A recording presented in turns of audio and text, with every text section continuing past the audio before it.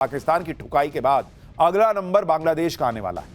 नरेंद्र मोदी पहले मालदीव के मोइजू को लाइन पर लाए थे, आपको याद होगा, उड़ रहा था, चीन के गोद में बैठा था, उसको लाए, बेटा नीचे आओ जरा। फिर कनाडा से ट्रूडो को निपटाया, वो ट्रूडो बहुत छटपटा रहा था खालिस्तानियों के कंधे पे बैठ के, उसको उतारे कि उतरो बेटा, तुम भी उतरो।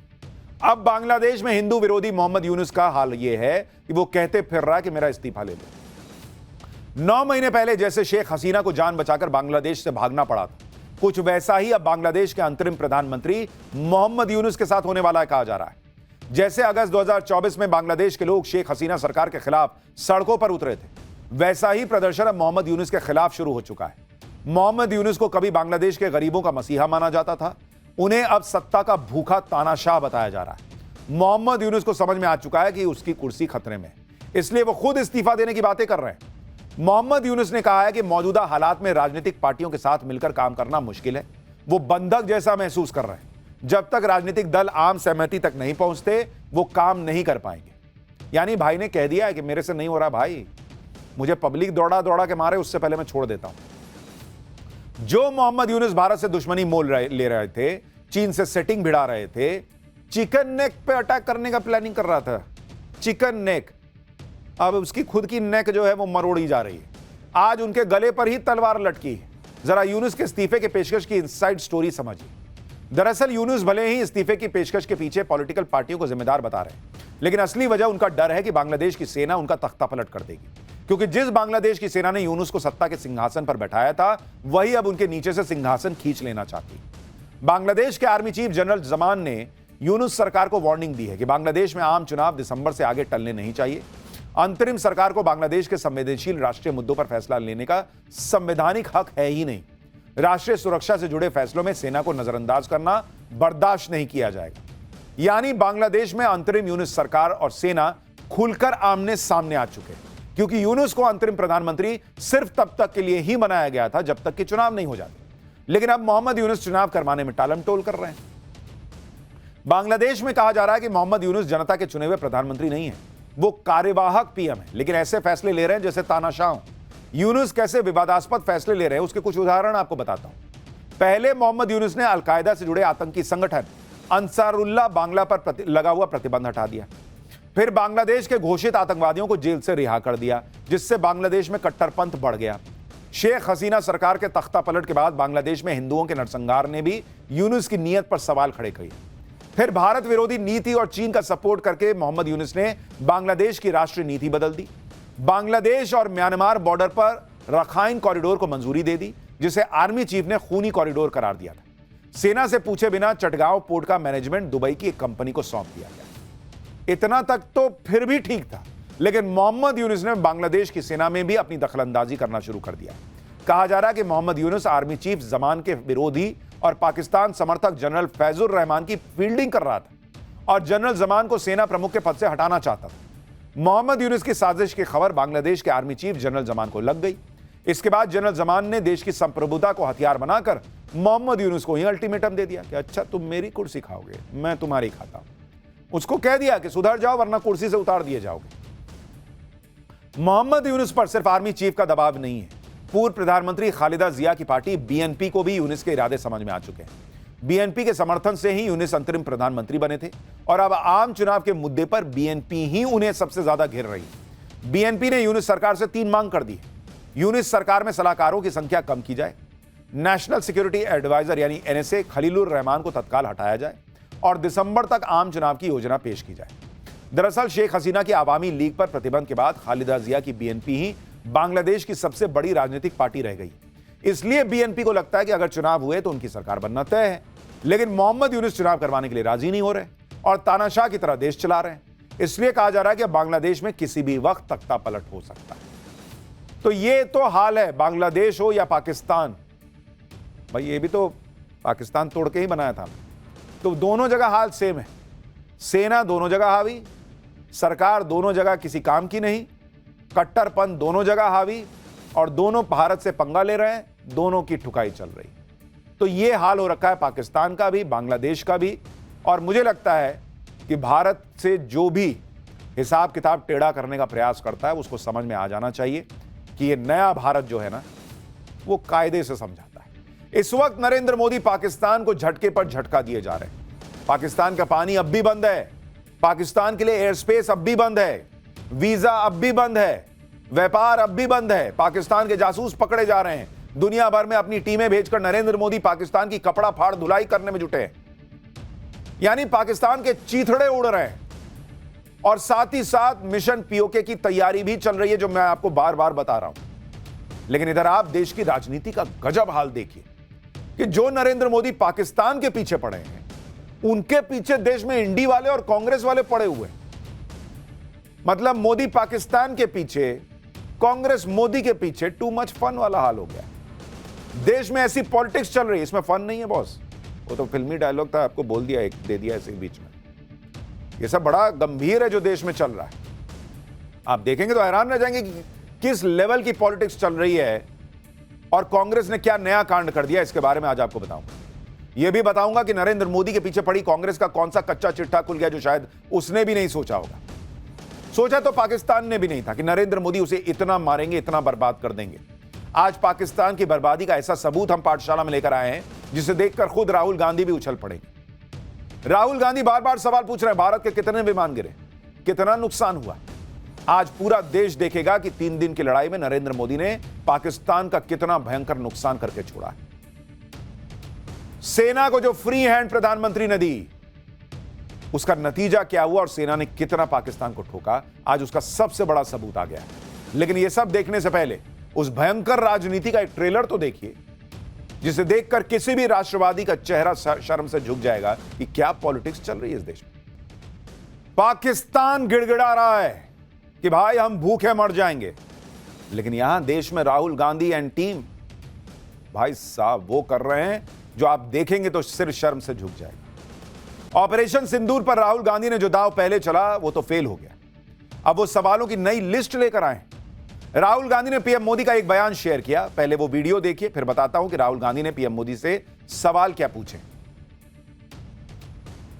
पाकिस्तान की तरफ से जब ये कहा गया कि उसकी ओर से आगे कोई आतंकी गतिविधि और सैन्य दुस्साहस नहीं दिखाया जाएगा, तो भारत ने भी उस पर विचार किया। राहुल गांधी ने पीएम मोदी के इस बयान को साझा किया और साथ ही वही किया जो उन्होंने विदेश मंत्री एस जयशंकर के साथ किया। उनका भी पूरा बयान साझा नहीं किया था, पीएम मोदी के भी पूरे बयान का एक छोटा सा हिस्सा पकड़ लिया। पीएम मोदी का यह बयान 12 मई का है, जब उन्होंने देश को संबोधित किया। लेकिन राहुल गांधी ने 10 दिन बाद इसे शेयर किया और इस बयान के साथ राहुल गांधी ने 3 सवाल पूछे। आतंकवाद पर आपने पाकिस्तान की बात पर भरोसा क्यों किया? ट्रंप के सामने झुककर आपने भारत के हितों की कुर्बानी क्यों दी? आपका खून सिर्फ कैमरों के सामने ही क्यों गर्म होता है? इसके साथ ही राहुल गांधी ने कहा कि आपने भारत के सम्मान से समझौता कर लिया। ये वो राहुल गांधी हैं जिनकी 10 साल की यूपीए सरकार के समय देश का कोई कोना नहीं बचा था जहां टेररिस्ट अटैक नहीं होते थे। और इनकी सरकार के वक्त डोजियर भेजे जाते थे, डोजियर। तब देश के सम्मान के साथ समझौता नहीं होता था। 26/11 हमले के बाद राहुल गांधी कहां थे? अखबारों की कटिंग्स हमने आपको दिखाई थी, कहा गया था कि पार्टी कर रहे थे। कांग्रेस पार्टी जो उस वक्त आतंकी हमले रोक नहीं पाती थी, एक के बाद एक होते थे, आज वो पूछ रही है कि क्या आपने समझौता कर लिया? राहुल गांधी जो सवाल पूछ रहे हैं उसके जवाब सरकार पहले ही अलग अलग मंचों पर दे चुकी है। जहां तक खून गर्म होने की बात है, तो ये सवाल वो पूछ रहे हैं जिनका खून 26/11 जैसे आतंकी हमले के बाद भी ठंडा पड़ा हुआ था। इतना ही नहीं, विदेश मंत्री एस जयशंकर तो इंटरनेशनल मीडिया को इंटरव्यू देकर पूरी दुनिया को बता रहे हैं कि भारत और पाकिस्तान के बीच कोई तीसरा पक्ष नहीं आया। तो फिर ट्रंप के सामने झुकने का सवाल कहां से पैदा होता है बॉस? आपको अपने देश के विदेश मंत्री, अपने देश के विदेश मंत्रालय, अपने देश के प्रधानमंत्री पे भरोसा नहीं है, और जो ट्रंप का बयान फ्लिप फ्लॉप हो रहा है, उस ट्रंप पे भरोसा हो गया। एस जयशंकर ने इंटरनेशनल मीडिया को बताया कि कैसे भारत ने पाकिस्तान को जब बुरी तरह से ठोका तो पाकिस्तान सीज फायर के लिए गिड़गिड़ाने लगा था। जयशंकर दुनिया को जाके बता रहे हैं भाई कि पाकिस्तान को बहुत मारा है। राहुल गांधी को दिख नहीं रहा है? विदेश मंत्री विदेश के चैनल पर बैठकर विदेशी धरती पर दुनिया को बता रहे हैं कि पाकिस्तान को इतना बुरा मारा कि वो अलबला गया। और तब वो बातचीत के लिए आया। राहुल गांधी कह रहे हैं कि आपने उस पर भरोसा कैसे कर लिया, आपने जो है वो सिर झुका दिया और पता नहीं क्या क्या बोल रहे। जो बात पूरी दुनिया को समझ में आ रही है वो बात राहुल गांधी या उनकी टीम को समझ में नहीं आ रही होगी। वो जानबूझ के नहीं समझना चाह रहे। इनको आग लगी हुई है कि भाई ऑपरेशन सिंदूर में मोदी का नाम हो रहा है, देश की ताकत दिख रही है। जिस मेक इन इंडिया को ये बेकार बताते थे, उस मेक इन इंडिया में भारत में जो हथियार बन रहे हैं वो दुनिया लोहा मान रही है। चीन के हथियार फेल हो रहे हैं, तुर्की के ड्रोन नहीं चल रहे। दुनिया में भारत की बात हो रही है, भारत की ताकत की बात हो रही है। भारत तो घर में घुस के जहां मन आता है वहां ठोक के चला जाता है, इसकी बात हो रही है। इसमें आग लगने वाली बहुत बात है बॉस। अरे नरेंद्र मोदी को किसी और चीज में घेर लीजिए। आज राहुल गांधी को जवाब देने के लिए अमित शाह ने मोर्चा संभाला। देश के जवानों के हौसले को सलाम करते हुए अमित शाह ने ऑपरेशन सिंदूर की सफलता को लेकर सवाल उठाने वालों को तगड़ा जवाब दिया। एक बार अमित शाह को सुनिए, फिर बताता हूं कि राहुल गांधी और विदेश मंत्री एस जयशंकर पर कौन से नए सवाल लेकर आए। ऑपरेशन सिंदूर अपनी भूमि पर हुए टेरर हमलों के जवाब के इतिहास में सबसे सटीक और सभी उद्देश्यों को पूर्ति करने वाला ऑपरेशन था। और इस सटीक ऑपरेशन का न केवल भारत, पूरी दुनिया के एक्सपर्ट्स भूरी भूरी प्रशंसा कर रहे हैं और हमारे सेना के जवानों की भी प्रशंसा, इनकी वीरता की प्रशंसा, इनकी मारक क्षमता की प्रशंसा और साथ में सेना के संयम की भी प्रशंसा हो रही है कि हमने केवल आतंकी अड्डों और उनके एयरबेस को ही टारगेट किया। किसी देश को आतंकी हमले का कैसा जवाब देना चाहिए, यह अमित शाह ने राहुल गांधी को समझा दिया, और पाकिस्तान को भी। पाकिस्तान तो शायद डर के मारे समझ जाए, लेकिन राहुल गांधी नहीं रुक रहे भाई। पीएम मोदी से सवाल करने के बाद राहुल गांधी ने फिर विदेश मंत्री एस जयशंकर को निशाने पे लिया। ऐसे टाइम पर जब भारत का अलग अलग डेलीगेशन दुनिया को बता रहा है कि हमने पाकिस्तान को मारा है, आगे और मारेंगे, एस जयशंकर दुनिया में जाकर बता रहे हैं कि हमने मारा है, हम और मारेंगे, राहुल गांधी अपने ही विदेश मंत्री को टारगेट किए जा रहे हैं। राहुल गांधी ने विदेश मंत्री से फिर 3 सवाल पूछे कि भारत को पाकिस्तान के साथ क्यों जोड़ दिया गया, पाकिस्तान की निंदा करने में एक भी देश ने हमारा साथ क्यों नहीं दिया, ट्रंप को भारत और पाकिस्तान के बीच मध्यस्थता करने के लिए किसने कहा।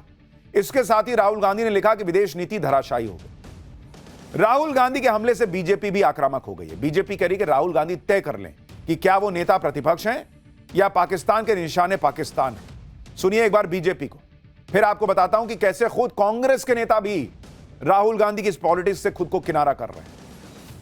कांग्रेस के नेताओं के बयान का सहारा लेकर भारत को बदनाम करना पाकिस्तान द्वारा और आपका मौन रहना, यह चिंताजनक है। आप तय कीजिए राहुल गांधी जी, आप किस तरफ हैं? आप भारत के नेता प्रतिपक्ष हैं या पाकिस्तान के निशाने पाकिस्तान हैं? कि भारत के साथ अगर कोई गद्दारी कर रहा है तो वो कांग्रेस पार्टी कर रही है, राहुल गांधी कर रहे हैं। राहुल गांधी जिस तरह की पॉलिटिक्स कर रहे हैं ना बॉस, वो इतना हाथ पैर मार के 99 पे पहुंचे हैं सीट पे, भले उनका इकोसिस्टम उन्हें जीता हुआ दिखा दे, लेकिन अगर इस तरह की पॉलिटिक्स करेंगे तो फिर 100 नहीं छू पाएंगे। मैं आपको बता रहा हूं। राहुल गांधी ऐसे वक्त में विदेश मंत्री एस जयशंकर पर सवाल उठा रहे हैं जब उनके पहले के आरोपों को ही कांग्रेस के दिग्गज नेताओं ने भाव नहीं दिया। एक इंटरव्यू में कांग्रेस के सीनियर नेता पी चिदंबरम ने एस जयशंकर पर राहुल गांधी के आरोपों पर कमेंट करने से इनकार कर दिया था। इसी तरह कांग्रेस के वरिष्ठ नेता और मोदी के धुर विरोधी माने जाने वाले सलमान खुर्शीद ने भी पार्टी के स्टैंड से अलग साफ कर दिया था कि भारत और पाकिस्तान के बीच किसी का कोई दखल नहीं था, कहीं मध्यस्थता नहीं थी। इससे पहले कांग्रेस सांसद शशि थरूर भी ऑपरेशन सिंदूर को लेकर मोदी सरकार की कूटनीति का समर्थन कर चुके हैं। कुछ नहीं तो राहुल गांधी और कांग्रेस पार्टी को अपने ही पार्टी के सीनियर नेताओं से विदेश नीति और कूटनीति का ज्ञान ले लेना चाहिए भाई। आप भविष्य में पीएम बनना चाहते हैं और ऐसी पॉलिटिक्स करिएगा, पब्लिक बनाएगी पीएम। पब्लिक कहेगी आपको समझ ही नहीं है विदेश नीति की, क्या बात कर रहे हैं आप। और सिंपल लॉजिक के लेवल पर भी देखिए, राहुल गांधी कह रहे हैं कि हमने पाकिस्तान को बता दिया कि भाई हम तुम्हारे यहां मारने वाले हैं और आतंकी जो है वो वहां से भाग गए, और पाकिस्तान ने कहा कि अच्छा ठीक है एक काम करो तुम मार लो हमको। वो असीम मुनीर जो अपनी सियासत करने के लिए पहलगाम पर हमला करता है, अपनी कुर्सी बचाने के लिए पहलगाम में हमला करवाता है, उसने अपनी बेइज्जती कराने का फैसला कर लिया कि ठीक है भारत हमको मार दो, हम बस अपने आतंकी हटा लेते हैं। और मसूद अजहर ने अपने परिवार को वहीं मरने के लिए छोड़ दिया और खुद भाग गया। क्या राहुल गांधी बात करते हैं बॉस? इधर राहुल गांधी कह रहे हैं कि एक भी देश ने भारत का साथ नहीं दिया, उधर दूसरे देशों में पाकिस्तान को एक्सपोज करने वाले दल में गए सलमान खुर्शीद कह रहे हैं कि आतंकवाद के खिलाफ जंग में भारत को अच्छा समर्थन मिल रहा है। सुनिए एक बार। Well, the response has been very satisfying, very good response.